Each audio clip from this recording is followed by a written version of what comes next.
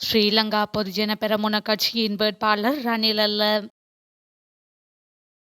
அடுத்த அதிபரை தீர்மானிக்கும் தமிழ் மக்கள். அரசியல் ஓய்வு குறித்து ராஜபக்ஷவின் அதிரடி அறிவிப்பு.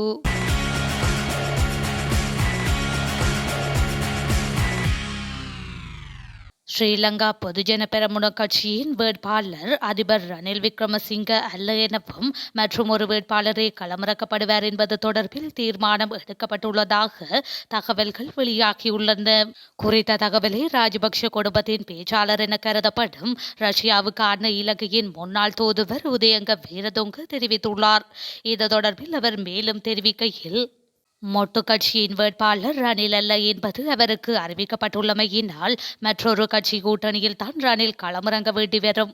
மொட்டு கட்சியின் அதிபர் வேட்பாளர் பட்டியலில் தம்மிக்க பெரேரா இன்னும் உள்ளதுடன் பசில் மற்றும் நாமல் ஆகியோருடன் அவர் ஒத்துழைப்புடன் செயற்பட்டு வருகின்றார்.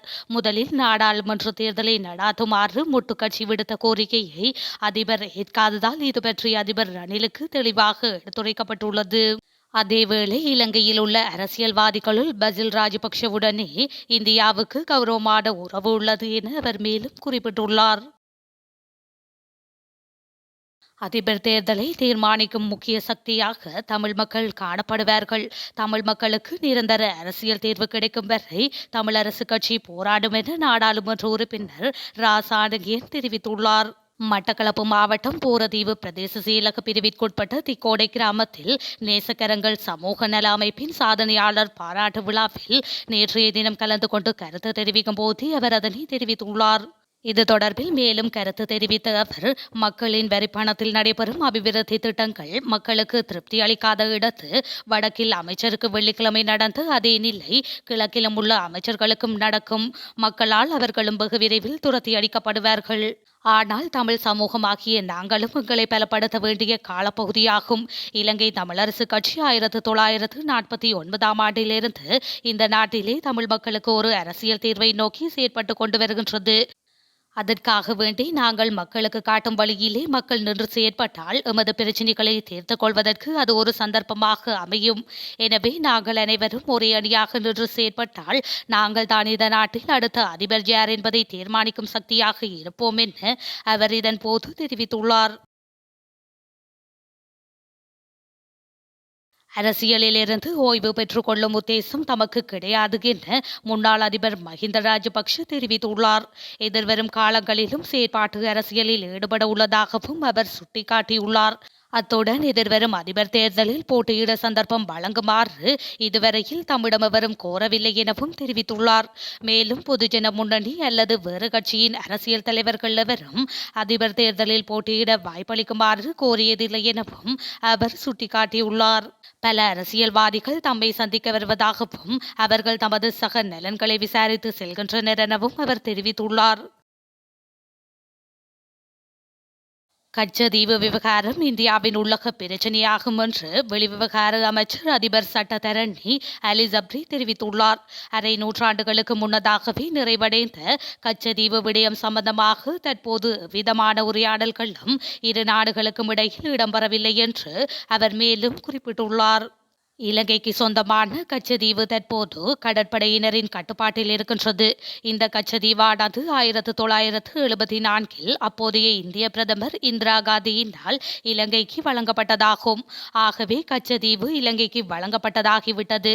இவ்வாறான நிலையில் தற்போது அதனை மீளப்பெறுமாறு வலியுறுத்துவதானது ஜதார்த்தத்துக்கு புறம்பானதாகும். அது மட்டுமன்றி தமிழகத்தில் காணப்படுகின்ற உள்ளக அரசியல் நிலைமைகளே இந்த விடயம் சம்பந்தமாக பல்வேறு கருத்துக்கள் வெளியிடப்படுவதற்கு காரணமாகின்றது. எனவே பிரிதொரு நாட்டின் உள்ளக அரசியல் விடயங்கள் சம்பந்தமாக தலையீடு செய்ய முடியாது, அது ஒரு முடித்து போன விடயமாகும் என அவர் மேலும் தெரிவித்துள்ளார். எதிர்வரும் 29ஆம் திகதி முதல் தொடர்ச்சியான பணிப்புறக்கணிப்பு போராட்டத்தை ஆரம்பிக்க உள்ளதாக அகில இலங்கை ஆசிரியர் சங்கம் தீர்மானித்துள்ளதாக தெரிவிக்கப்படுகின்றது. நீண்ட காலமாக முன்வைக்கப்பட்டு வரும் கோரிக்கைகள் நிறைவேற்றப்படாமல் தொடர்வதனாலேயே குறித்த போராட்டத்தினை முன்னெடுப்பதாக ஆசிரியர் சங்கம் தெரிவித்துள்ளது. இதன்போது குறிப்பாக தேசிய கல்வியற் கல்லூரியை பல்கலைக்கழகமாக தரமுயர்த்துதல், கல்லூரி விரிவுரையாளர்களுக்கு தடையில்லா பதவி உயர்வு முறையை நடைமுறைப்படுத்துதல், பல்கலைக்கழக விரிவுரையாளர்களின் கொடுப்பனவை வழங்குதல் உள்ளிட்ட கோரிக்கைகள் முன்வைக்கப்பட உள்ளன. மேலும் இந்த கோரிக்கைகள் தொடர்பில் கல்வி அமைச்சுடன் அவ்வப்போது கலந்துரையாடப்பட்ட போதிலும் இதுவரையில் ஏற்றுக்கொள்ளக்கூடிய தீர்வு கிடைக்கவில்லை. அதனை வெற்றி கொள்ளும் நோக்கில் தொடர்ச்சியான பணிப்புறக்கணிப்பில் ஈடுபட தீர்மானித்துள்ளதாக தெரிவிக்கப்பட்டுள்ளது. அது மாத்திரமன்றி கல்லூரிகளை பல்கலைக்கழகமாக தரம் உயர்த்துவது தொடர்பில் வரைவு துறைக்கு அனுப்பப்பட்டுள்ள வரைவு சட்டமானது தேர்தலுக்கு முன் நிறைவேற்றப்பட வேண்டும் எனவும் ஆசிரியர் சங்கம் கூறியுள்ளது. இலங்கையின் பாதுகாப்பு மற்றும் இறையாண்மை மற்றும் சர்வதேச நாணய நிதியத்தின் பிணையெடுப்பு திட்டத்தின் நிதி, நாணயம் மற்றும் ஆளுகை கூறுகளை நிறைவு செய்வதற்கான இலங்கையின் தொடர்ச்சியான முயற்சிகளுக்கு அமெரிக்கா தொடர்ந்தும் ஆதரவளிக்கும் என அமெரிக்காவின் தேசிய பாதுகாப்பு ஆலோசகர் ஜேக் சல்லிவன் தெரிவித்துள்ளார். இலங்கையின் தேசிய பாதுகாப்பு ஆலோசகர் சாகல ரத்னநாயக்கவுடன் கடந்த புதன்கிழமையன்று நடைபெற்ற தொலைபேசி உரையாடலின் போதே அவர் இதனை தெரிவித்திருந்தார். இலங்கையின் பாதுகாப்பு மற்றும் இறையாண்மைக்கு அமெரிக்காவின் ஆதரவு உட்பட இருதரப்பு ஈடுபாடுகள் குறித்து அவர்களின் கலந்துரையாடல் உள்ளடக்கப்பட்டுள்ளது என்று வெள்ளை மாளிகை வெளியிட்டுள்ள அறிக்கையில் கூறப்பட்டுள்ளது. ஸ்ரீலங்கா பொதுஜன பெரமுனவின் முக்கிய கூட்டம் ஒன்று எதிர்வரும் செவ்வாய்க்கிழமை நடைபெற உள்ளதாக அக்கட்சியின் பொதுச் செயலாளர் சாகர காரியவசம் தெரிவித்துள்ளார். இந்த விடயம் தொடர்பில் மேலும் தெரிவித்த அவர், ஸ்ரீலங்கா பொதுஜன பெரமுனவின் அரசியல் பீட கூட்டம் எதிர்வரும் செவ்வாய்க்கிழமை கட்சியின் தலைவர் மஹிந்த ராஜபக்ஷ தலைமையில் நடைபெற உள்ளது. இதில் ஸ்தாபகர் பெசில் ராஜபக்ஷ உள்ளிட்டவர்களும் பங்கேற்க உள்ளனர். இந்த கூட்டம் வழமையாக கட்சியின் எதிர்கால செயற்பாடுகள் சம்பந்தமாக கலந்துரையாடுவதற்காகவே கூடப்பட உள்ளது. எனினும் கட்சியின் கடந்த கூட்டத்தில் அதிபர் தேர்தல் சம்பந்தமாக கட்சியின் அங்கத்தவர்கள் கருத்து வெளியிடுவதற்கு கட்டுப்பாடுகள் விதிக்கப்பட்டிருந்தது. அந்த கட்டுப்பாடுகளை மீறி தொடர்ச்சியாக சில உறுப்பினர்கள் கருத்துக்களை வெளியிட்டு வருகின்றமை தொடர்பில் இந்த கூட்டத்தில் கவனம் செலுத்தப்பட உள்ளது. அத்துடன் கட்சியின் உறுப்பினர்கள் வேறு கட்சிகளுடன் இணைந்து செயற்படுகின்றமை தொடர்பிலும் தீர்மானங்கள் எடுப்பது குறித்து ஆராயப்பட உள்ளது. இந்தியாவின் அருணாச்சல பிரதேச எல்லையை ஒட்டி 175 கிராமங்களை அமைக்க சீனா திட்டமிட்டுள்ளதாக இந்திய ஊடகங்கள் செய்தி வெளியிட்டுள்ளன. குறித்த கிராமங்கள் கண்காணிப்பு மையங்களாகவும் இராணுவ தளங்களாகவும் செயற்பட உள்ளதாக தெரிவிக்கப்படுகின்றது. ஆசியாவில் மிகவும் சக்தி வாய்ந்த நாடாக மாறுவதற்கு சீனா முயற்சித்து வருவதாக கூறப்படுகின்றது.